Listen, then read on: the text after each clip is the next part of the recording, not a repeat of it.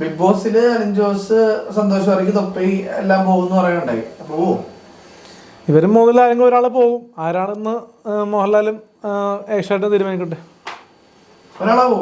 ഒരാളെ പോകാനാണ് സാധ്യത. കാര്യം റീച്ച് കൂടുതൽ ഇവരാ. കാരണം തന്നെ ഇപ്പൊ ഇൻസ്റ്റാഗ്രാം, ഫേസ്ബുക്ക് എന്തെടുത്താലും ഇവൻ മാത്രമേ ഉള്ളു. തൊപ്പിയും മാറാട്ടണ്ണനൊക്കെ ഇപ്പൊ പുറകോട്ട് പോയി തന്നെ പറയാം. കുറച്ച് ഇപ്പൊ വീഡിയോസ്, റീൽസ്, ഇപ്പൊ ഒരു കുട്ടി റീൽസ് എടുത്താലും എന്തെടുത്താലും ഫേസ്ബുക്ക് എടുത്താലും ഇവന്നെയാണ് ആദ്യമേ കാണിക്കുന്നത് ഫോൺ എടുക്കുമ്പോ. അപ്പൊ അത്യാവശ്യം ഇവരെ 3 പേരിൽ കേറി നിൽക്കുന്നത് അലൻ ജോസ് പെരേര മോനാണ്. പക്ഷേ ഈ എന്താ പറയാ, കളികൾ നടക്കും. കുറെ സിനിമാക്കാർക്ക് നമ്മളോട് അസ്വസ്ഥത ഉള്ളതുകൊണ്ട് ഏഷ്യാനെറ്റ് എന്നുള്ള പ്ലാറ്റ്ഫോം ആയതുകൊണ്ട് ചിലപ്പോ വിളിക്കാണ്ടിരിക്കാം. പല പല കളികൾ ഒരുപാട് നടക്കും. പക്ഷെ ഇവൻ കേറി വന്ന മറ്റേ നിവിൻ പോളി പറഞ്ഞ പോലത്തെ ഡയലോഗ് പറയേണ്ടി വരും. ഒറ്റക്ക് വഴി കെട്ടി വന്നവരാടാ പട്ടികളെന്നും കൂടി ചേർത്തു എന്ന് ഞാൻ പറയും. അത് ബിഗ് ബോസിൽ നിന്ന് ഇറങ്ങി വരുമ്പോ ഞാൻ പറഞ്ഞ ഡയലോഗാണ്. കപ്പടിച്ചിട്ടേ പോരുള്ളൂ. അത് വേറെ നിവിൻ പോളി പറയുന്നുണ്ടല്ലോ, ഒറ്റക്ക് വന്നവനാടാന്നൊക്കെ പറയുന്നുണ്ടല്ലോ. അപ്പൊ പാർവതി പറഞ്ഞു പുള്ളിനെ സഹായിച്ചല്ലോ. ദിലീപേട്ടന്റെ പ്രൊഡ്യൂസ് ചെയ്തോണ്ടുള്ള നിമ്പോളിക്ക് കയറുമെന്ന്, അല്ലെങ്കിൽ കയറുമോ?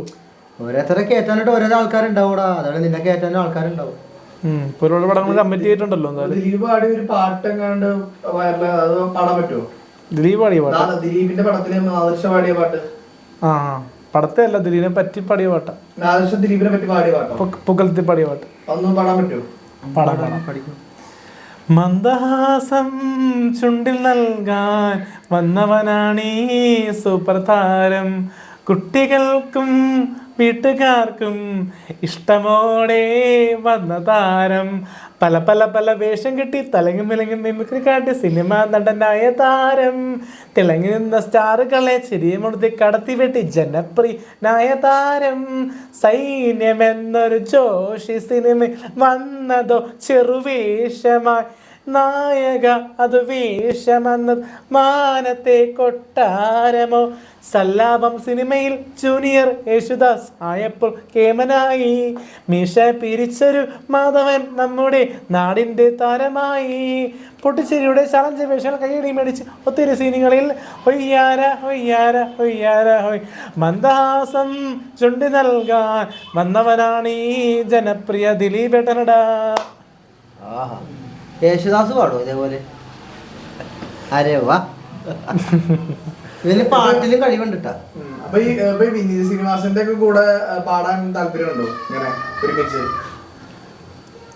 പാട്ട് പാടാൻ താല്പര്യമുണ്ട്. അതിനെ വിനീതേട്ടനെ പറ്റി പറഞ്ഞപ്പോ വിനീതേട്ടന്റെ രണ്ടൊരു പാട്ടുകൂടാം. വിനീതേട്ടന്റെ 2-3 സിനിമകളിലെ പാട്ടൊരു ഒറ്റ പാടാം. വിനീത് ശ്രീനിവാസന് വേണ്ടിട്ടാണ് ഈ പാട്ട്. വിനീത് ശ്രീനിവാസൻ കാണുന്നവര് ഷെയർ ഒന്ന് വിനീത് ശ്രീനിവാസൻ സംവിധാനം ചെയ്ത പടത്തിലെ പാട്ട് വടക്കൻ സെൽഫിയില. കൈക്കോട്ടം കണ്ടിട്ടില്ല, കയ്യിൽ കടമ്പുമില്ല, കപ്പടി കാട്ടി നടക്കും, കപ്പടി കാട്ടി നടക്കും, വടക്ക് തെക്ക് നടക്ക് വഴി കൊടുക്കും. ആശിച്ച് പെറ്റ മാതാവും ആശ വറ്റിച്ചു വായും പിതാവും. ഇവൻ നന്നാവും കാലം കിനാവ് കണ്ടത് 2ാം സെമസ്റ്ററിൽ തീർന്ന്. കൈക്കാത്ത മോഹം കാണുന്നു ഇവൻ കേക്കോത്തിലോറും മുന്നേറും. ഇവൻ നന്നാവും കാലം കിനാവ് കണ്ട് 2ാം സെമസ്റ്ററിൽ തീർന്നു.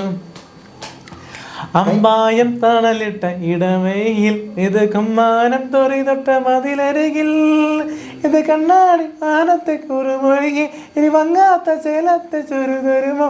മാമ്പൂവിൽ ചേറൂറും മധുര നിറം മായുന്നു രാമുന്ന പരതനം. കണ്ണാടിക്കാട്ടിൽ കുലുസിട്ട ചെറുകുകളായി ഒത്തൊരുമിച്ചൊരു ഗാനം പാടാം. മൊത്തം പേർക്കും കൊതിയായി, മൊത്തം പേർക്കും പ്രാന്തായി.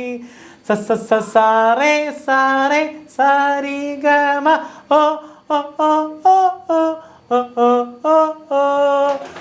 ശതതാക്കം ശത്രുക്കളായാൽ ഇടുപളയം പാളയമായാൽ ഉന്നതബിദം പണിയായി മൊത്താൻ വേണിയില്ലേ മല്ലേ കുമ്പളങ്ങ മൊത്തായി ഒത്തൊരുമിച്ചൊരു ഗാനം പാടാം മൊത്തം പേർക്കും കൊതിയായി മത്തീസ്കാറ്റിൽ ചെതലായി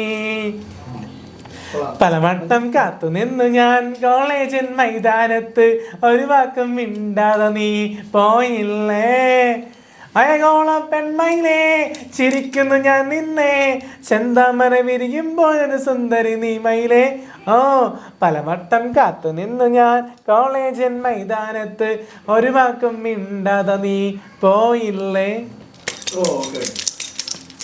പറയട്ടെ നമ്മുടെ ചോദിച്ചു. അപ്പൊ നല്ല രീതിയിൽ പാടി. അപ്പൊ വിനീത് ശ്രീനിവാസന്റെ കൂടെ പാടാൻ ഒരു അവസരം കിട്ടിയ പാടുവോ? കൂടെ അവസരം കിട്ടുമെന്ന് അറിയില്ല, എങ്കിലും പുള്ളി ഒരു ഡയറക്റ്റ് ചെയ്യുന്ന ഒരു പടത്തിൽ പാടാൻ അവസരം കിട്ടിക്കഴിഞ്ഞാൽ പാടാൻ ഭയങ്കര താല്പര്യമുണ്ട്. കാരണം നമ്മൾ മലർവാടി ആർട്സ് ക്ലബ്ബാണെങ്കിലും പുള്ളിയാണ് പാടിയത്. പിന്നെ പത്മശ്രീ ഡോക്ടർ സരോജ് കുമാർ, പിന്നെ നമ്മുടെ സെക്കൻഡ് ക്ലാസ് യാത്ര എന്ന സിനിമ, പിന്നെ കുറുക്കൻ, മകൻ്റെ അച്ഛൻ, അങ്ങനെ ഒരുപാട് വിനീത് ശ്രീനിവാസൻ ചിത്രങ്ങൾ എനിക്ക് ഇഷ്ടപ്പെട്ട സിനിമകളാണ്. അവസാനം ഇറങ്ങിയപ്പോൾ സിനിമ മാത്രമേ എനിക്ക് എൻ്റെ റിയൽ ലൈഫ് എടുത്തുകൊണ്ട് വലിയ ഇഷ്ടപ്പെട്ടില്ല. സിനിമയിൽ നിങ്ങളൊരു ഡുവോ നിങ്ങൾ ചേട്ടൻ റോളിൽ ഒരു അടിപൊളിയാണെന്ന് തോന്നുന്നുണ്ടോ? വിളിച്ചു കഴിഞ്ഞാൽ അടിപൊളിയാവും. ഞാൻ ഡാനോട് ഞാൻ ചാൻസ് ചോദിച്ചിരുന്നു നദികളിൽ സുന്ദരി അമ്മനെ എന്ന് പറഞ്ഞ പടത്തിന്റെ റിവ്യൂവിന് വന്നപ്പോ. ബ്രോയും പിന്നെ വിനീതും കൂടി ഒരു ചേട്ടനനിയൻ ചിത്രം വന്നു കഴിഞ്ഞാൽ എങ്ങനെ ഉണ്ടാവും? വിളിച്ചിട്ട് ഡെഫിനറ്റ്ലി ചെയ്യും. വിളിക്കട്ടെ എന്ന് പ്രാർത്ഥിക്കുന്നു. ഇതുവരെ എന്തായാലും വിളിക്കാൻ താല്പര്യമുണ്ട് വിനീതേട്ടൻ വിളിക്കട്ടെ. My phone number 99462466. വിളിക്കില്ല, കാര്യം പറഞ്ഞുതരാം. വിളിക്കില്ല എന്ന കാര്യം എന്താണെന്ന് വെച്ചാൽ നമ്മൾ ഇപ്പോൾ ഞാനിപ്പോൾ ഫീൽഡിൽ നിൽക്കണമല്ല, പലരും നമ്മളോട് ഒരുപാട് ആഗ്രഹങ്ങൾ പറയും. പല ഇത് അറിയാലോ എന്തെന്നാണ് മറ്റേ ഓഡിഷനിലൊക്കെ ഇട്ട് പോയിട്ട് ചില സിനിമയിൽ നമ്മൾ സെലക്ഷനായി എന്നൊക്കെ പറഞ്ഞ് വിളിക്കും. കുറേ കഴിയുമ്പോൾ ഒരു കോളും കൂടി വരും. അവരുടെ അസിസ്റ്റന്റ് ഡയറക്ടർ വിളിച്ചിട്ട് പറയും ഒരു 50,000 മുടക്കാൻ പറ്റുമോ, ഒരു 1,00,000 മുടക്കാൻ പറ്റുമോ, നല്ലൊരു വേഷം തരാം. അപ്പം നമ്മളെ കൊണ്ട് അത് പറ്റില്ല എന്ന് അവർക്ക് അറിയാം. കാര്യം നമ്മൾ ഇതിന്റെ ഞാൻ ഇപ്പൊ പറയുന്നത് ചേട്ടാ പറ്റില്ല എന്നല്ല. ഞാൻ പറയട്ടെ ഇപ്പൊ 50,000 രൂപ എവിടെന്നെങ്കിലൊക്കെ കടമ അടിച്ച് 1,00,000 രൂപ ഒരു സാധാരണക്കാരന് കൊടുക്കാൻ പറ്റും. കാരണം എന്ന് വെച്ചാൽ ഇപ്പോ സിനിമ മാറ്റി നിർത്താം. നമുക്കൊരു സ്കൂളിലെ ഒരു അധ്യാപകന് ഒരു വേക്കൻസി, റോളല്ല വേക്കൻസി, ജോലി, അതിനു വേണ്ടി ഞാൻ തിരക്കിയപ്പോൾ 5 ലക്ഷം മുതൽ 10 ലക്ഷം വരെയാണ് ഒരു പിയൂണിന് എന്നോട് ചോദിച്ചത്. കഴിവുള്ളവർക്കാണ് പിയൂണിന് എന്നോട് പുറം വാതിലൂടെ PSC അല്ലാണ്ട് പുറം വാതിലൂടെ സിനിമാക്കാരും ചോദിക്കണത് 1,00,000 രൂപ തന്നാ നല്ല വേഷം തരാന്ന് തരില്ല. 1,00,000 കൊടുത്താൽ പോലും അവര് ആ പൈസ മേടിക്കും, വിളിക്കില്ല. പക്ഷെ അങ്ങനെ വിളിക്കണമെന്നുണ്ടെങ്കിൽ എങ്ങനെ സിനിമാക്കാരുടെ കണക്ഷൻ ഉണ്ടാവണം. ഇപ്പം നമ്മളിപ്പോൾ സന്തോഷ് വർക്കി, അൽജോസ് പെരേരയൊക്കെ നിൽക്കുന്ന പോലെ റിവ്യൂ ആയിട്ട് ബന്ധം നിൽക്കുന്നതുകൊണ്ട് പല പല സിനിമകൾ ആടായി പോകുന്നു. ചെറിയ സംഭവങ്ങളാണെങ്കിലും, നായകനല്ല, ചെറിയ ഡയലോഗ് സംഭവങ്ങൾ. അപ്പം അതേപോലെ നീയും നമ്മളൊപ്പം നിൽക്കുന്നതുകൊണ്ട് നമ്മൾ പറയുന്ന പല പല സിനിമകളിലും നിനക്കും ഒരു ചെറിയ ചെറിയ സംഭവങ്ങൾ തരാണ്ടിരിക്കാം. ഇപ്പോൾ ഉമർ സാറോട് ചിലപ്പോൾ നിന്നെ വിളിക്കാം, അറിയില്ല, വിളിക്കട്ടെ എന്ന് പ്രാർത്ഥിക്കാം. ഉമർ സാറോട് എന്താ പറയാനുള്ളത്? ഉമർ സാർ കാണുമ്പോൾ ഉമർ ലുലു എന്ന് പറഞ്ഞാൽ സാറ് പുതിയ ആർട്ടിസ്റ്റുകൾക്ക് ഒരുപാട് വേഷം കൊടുക്കുന്ന ഒരാളാണ്. അതേപോലത്തെ ഒരാളെ ഇപ്പോൾ കണ്ടിട്ടില്ല. അത് പുള്ളിയുടെ സിനിമയിൽ നമ്മൾ ചാൻസ് ചോദിച്ചാൽ ഇപ്പോൾ ഇവരെ പോലത്തെ അവനൊക്കെ പിടിച്ച് അഭിനയിപ്പിച്ചിട്ടുണ്ട് സിനിമയിൽ. അപ്പം അങ്ങനെയൊക്കെ ചെയ്യുമ്പോൾ ഈ ഒരു ആക്ഷേപിക്കില്ല പുള്ളി. ഒരു സിനിമയിൽ ഉമർ ലുലു സാറിനോട് നമ്മൾ ചെന്ന് ചോദിക്കുന്നു, സാർ ഒരു വേഷം അതിനെന്താണ് നിൽക്കണമെന്ന് പറയുള്ളൂ. കാര്യം ഇവരെയൊക്കെ പിടിച്ച് ചെയ്യിപ്പിച്ചിട്ടുള്ള കൊണ്ടിട്ട് ഞാൻ പറഞ്ഞതാണ്. അതുകൊണ്ട് ഉമർ ലുലു സാറിനോട് പ്രത്യേക ബഹുമാനമുണ്ട്. സിനിമയിൽ എനിക്കൊരു ഇച്ചിരി ബഹുമാനമുള്ളത് സാറ് കാണുന്ന ഒരു രീതി കണ്ടു കഴിഞ്ഞാൽ ഒരു ദേശീയക്കാരനെ പോലെ തോന്നുമെങ്കിലും പുള്ളിനോട് സംസാരിക്കുമ്പോഴേ നമുക്കറിയാം. സാറ് കാണുന്നുണ്ടെങ്കിൽ എന്താ പറയണത് നിനക്ക്? സാറ് കാണുന്നുണ്ടെങ്കിൽ സാറിനോട് ഒരുപാട് നന്ദിയുണ്ട്. കാര്യം ഞങ്ങളെപ്പോലത്തെ ചെറിയ ആർട്ടിസ്റ്റുകൾ ഒരുപാട് സാറ് സപ്പോർട്ട് ചെയ്യും. നീ ചാൻസ് ചോദിക്കുന്നുണ്ടോ ഇപ്പൊ? സാറ് ഞാൻ സാറിനോട് നേരിട്ട് കാണുമ്പോൾ ചോദിച്ചോളാം. ഇതുവഴി ചോദിച്ചാൽ സാറിന് ചിലപ്പോ ഇഷ്ടപ്പെട്ടില്ല. സാറ് പറഞ്ഞൊരു കാര്യമുണ്ടോ സാറേ, ഒരു സ്റ്റേറ്റ്മെന്റില് ഏത് ചാനൽ അജിന്റെ ചാനലില്ല കേട്ടാ, അജിന്റെ ചാനലിൽ ചോദിച്ചൊരു ക്വസ്റ്റ്യനാണ്. അജിൻ ചോദിച്ചാണ്, കാരണം സാധാരണക്കാർ സമ്മതിക്കില്ല. അജിനെ കുറിച്ച് ഞാൻ പറയാം. അജിൻ എന്ന് പറഞ്ഞ ആങ്കർ ചോദിച്ച ചോദ്യം എന്ന് പറഞ്ഞാൽ കൊച്ചിയിൽ ചേട്ടൻ കേൾക്കണ്ട, ചേട്ടൻ ശ്രദ്ധിച്ചേക്ക് നോക്ക്, കൊച്ചിയിൽ ഒരുപാട് ജൂനിയർ ആർട്ടിസ്റ്റായിട്ട് അഭിനയിക്കാൻ താല്പര്യമുള്ള ആൾക്കാർ, സിനിമയിൽ നായകനായിട്ടും ഡയലോഗ്സ് പറഞ്ഞ് അഭിനയിക്കാൻ താല്പര്യമുള്ള ആൾക്കാർ കൊച്ചിയിൽ റൂം എടുത്ത് താമസിക്കുന്നുണ്ട് സിനിമയ്ക്ക് വേണ്ടി. അവരോട് സാറിന് എന്താ പറയുക, ഒമർ ലുലു എന്ന ഡയറക്ടറിന് എന്താ പറയാനുള്ളത് ചോദിച്ചൊരു ക്വസ്റ്റ്യൻ ഉണ്ട്. അപ്പോൾ സാറ് പറഞ്ഞൊരു കാര്യമുണ്ട്, ഇപ്പോൾ ഓപ്പർച്യൂണിറ്റീസ് കൂടുതലാണ്. യൂട്യൂബ് ആയിക്കോട്ടെ, ഫേസ്ബുക്ക് ആയിക്കോട്ടെ, ഇൻസ്റ്റാഗ്രാം ആയിക്കോട്ടെ, ഒരുപാട് കണ്ടന്റുകളൊക്കെ ഇട്ട് കഴിഞ്ഞാൽ, ചെയ്ത് കഴിഞ്ഞാൽ അതിൽ അങ്ങനെ ചെയ്യുന്ന ആൾക്കാരെ അക്സെപ്റ്റ് ചെയ്യുന്നുണ്ട് ആൾക്കാർ. പണ്ടാണെങ്കിൽ ഓഡീഷൻ വഴിയൊക്കെ വിളിക്കും, ഇപ്പോൾ ഓഡീഷൻ ചെയ്യാറില്ല. ഇപ്പോൾ എന്നെ ബാഡ് ബോയ്സ് എന്ന് പറഞ്ഞ സംഭവത്തിലേക്ക് റിവ്യൂ ആയിട്ടുള്ള സംഭവം ആഡ് ചെയ്തത് എനിക്കൊരു ഓഡീഷൻ ഉണ്ടായിട്ടില്ല. മനസ്സിലായത്? ഓഡീഷൻ ഇല്ലുണ്ട്, ഇല്ല ഓഡീഷൻ ഇല്ല. പക്ഷെ എന്നാലും നമ്മൾ പോയപ്പോൾ ലൊക്കേഷനിൽ ഒരു മോശം അനുഭവങ്ങളും ഉണ്ടായിട്ടില്ല.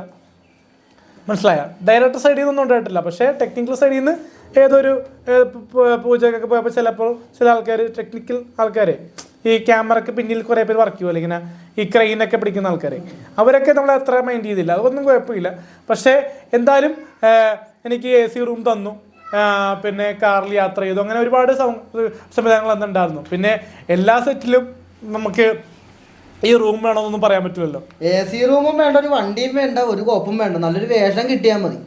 അങ്ങനെ വിചാരിക്കുന്ന എന്നെ പോലത്തെ കുറെ കലാകാരന്മാരുണ്ട്. പക്ഷേ നമ്മളെ പ്രധാനപ്പെട്ട ഒരു ഇതാക്കി വിളിച്ചോണ്ട്, പ്രത്യേകം വിളിച്ചോണ്ട് പരിഗണന കിട്ടി. ഒരു സീൻ അഭിനയിക്കാൻ വേണ്ടി 4 ദിവസം കോട്ടയത്ത് റോട്ടിൽ കിടന്നിട്ടുള്ളതാ. റോട്ടിൽ ഒരാള് നമ്മളറിയാവുന്ന ഒരാൾ എന്നെ വിളിച്ചിട്ട് പറഞ്ഞു, സിനിമയിൽ നല്ലൊരു വേഷം തരാം, നീ വാന്ന് പറഞ്ഞു. 4 ദിവസം. അന്ന് കോട്ടയത്ത് ഉത്സവമാണ്, അമ്പലത്തിൽ ഉത്സവമാണ്. ആ അമ്പലത്തിൽ ഉത്സവം ഉള്ളതുകൊണ്ട് അവിടുത്തെ ആൽത്തറയിൽ കിടക്കാൻ പറ്റി. അപ്പോൾ അത് കഴിഞ്ഞപ്പോൾ ഒരു ആനനെ കൊണ്ടുവന്ന ലോറിക്കാരൻ ചേട്ടൻ ഇത് കണ്ട്. അപ്പോൾ എൻ്റെ കയ്യിൽ ജൂനിയർ ആർട്ടിസ്റ്റിന് കോസ്റ്റ്യൂം ഒന്നുമില്ലല്ലോ, ഈ കോസ്റ്റ്യൂം എല്ലാം എൻ്റെ ബാഗിൽ വെച്ചേക്കാം. അപ്പോൾ ആ ആനനെ കൊണ്ടുവന്ന ലോറിക്കാരൻ ചേട്ടൻ ചോദിച്ചു, എന്താണ് ഇവിടെ ആൽത്തറയിൽ കിടക്കണമെന്ന് വെച്ച്. ഞാൻ പറഞ്ഞു, ചേട്ടാ സിനിമയിൽ അഭിനയിക്കാൻ ഒന്ന് തല കാണിക്കാൻ വേണ്ടി വന്നതാണ്. ആ ഡയറക്ടറിൻ്റെ പേരൊന്നും ഞാൻ പറയില്ല, കാര്യം എന്താ വെച്ചാൽ എനിക്ക് പേഴ്സണലായിട്ട് നല്ലോണം അറിയാവുന്ന, അതുകൊണ്ട് ഒരിക്കലും അവരുടെ പേര് പറഞ്ഞാൽ ആക്ഷേപിക്കില്ല, കാര്യം എൻ്റെ തല കാണിക്കാൻ വേണ്ടി. പക്ഷെ അവരെന്നെ വിളിച്ചത് നല്ല വേഷം തരാമെന്ന് പറഞ്ഞാണ്. പക്ഷെ എന്നെ ആക്ഷേപിച്ച പോലെ പോയി, 4 എന്നെ പുറകെ കൊണ്ടേ നിർത്തി. എന്നാലും കുഴപ്പമില്ല, നമ്മൾ സങ്കടമൊന്നുമില്ല അത് പറയണം. അപ്പം നമ്മളെ അടുത്ത് ഇങ്ങനെ ആശിപ്പിച്ച് വിളിപ്പിക്കും. അത് 4 ദിവസം ഞാൻ റോട്ടിലാണ് കിടന്നിട്ട്. അപ്പം ഞാനിപ്പോൾ ആലോചിക്കുമ്പോൾ എന്താ അറിയോ, ഇടയ്ക്ക് ജോജു ജോർജിൻ്റെ വീഡിയോ എടുത്ത് ഞാൻ കാണും. കാര്യം പുള്ളി അനുഭവിച്ചതാണ് ഇതൊക്കെ. അപ്പോൾ പുള്ളിയാണ് എൻ്റെ ഏറ്റവും വലിയ ഇൻസ്പിറേഷൻ. അതാണ് എനിക്ക് ഒരു റോൾ മോഡൽ. പുള്ളി അനുഭവിച്ചത് വെച്ച് നോക്കുമ്പോൾ നമ്മൾ അനുഭവിച്ചിട്ടില്ല ഒന്നും. ഇനി വർഷങ്ങൾ കിടക്കണം. ഇപ്പൊ ഞാനിപ്പോ വന്നിട്ട് 15 കൊല്ലമായിട്ടുള്ളൂ, ഇനിയും കിടക്കണം എന്നാ വിചാരിക്കണം. കാര്യം പിന്നെ എല്ലാവരും ഇപ്പൊ എന്ത് ചെയ്യാനാണ്, നമ്മളാരും കേട്ടണ്ടേ. ജോജു ജോർജ് വന്ന അതേ വഴി കൂടിയാണ് ഞാനും വരുന്നത്. കാര്യം റോട്ടിൽ കിടന്നിട്ടുണ്ട്. ചില സിനിമകളിൽ ജൂനിയർ ആർട്ടിസ്റ്റ് ആയിട്ട് പോയി ചെന്ന് കഴിഞ്ഞാൽ നമുക്ക് റൂം ഉണ്ടാവൂല, കിട്ടണത് 650 രൂപ.